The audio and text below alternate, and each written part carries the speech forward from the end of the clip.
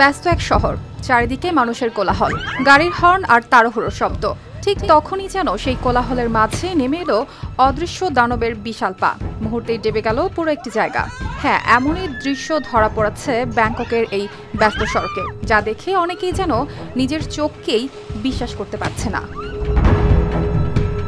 24 September বুধবার সকালে থাইল্যান্ডের রাজধানী ব্যাংককের দুসিত জেলায় সামসেন রোডের সড়ক ধেবে যাওয়ার ঘটনা ঘটে।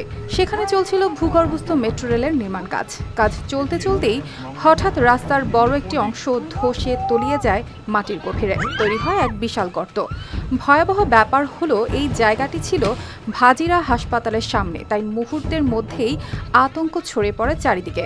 সামাজিক যোগাযোগ মাধ্যমে ছড়িয়ে পড়া ভিডিওতে দেখা গেছে মাটি হঠাৎ যেন গলে গিয়ে নিচে নেমে যাচ্ছে। চারপাশে দাঁড়িয়ে থাকা মানুষদের ভীত দৃষ্টি, গাড়ি হঠাৎ থেমে যাওয়া, আতঙ্কিত চিৎকার, সব মিলিয়ে যেন সময় থমকে গিয়েছিল। ধসের কারণে ভাজিরা হাসপাতাল বহির্বিভাগের সেবা সাময়িকভাবে বন্ধ রাখতে বাধ্য হয়। প্রায় ৩,৫০০ রোগীর অ্যাপয়েন্টমেন্ট পিছিয়ে দিতে হয়েছে।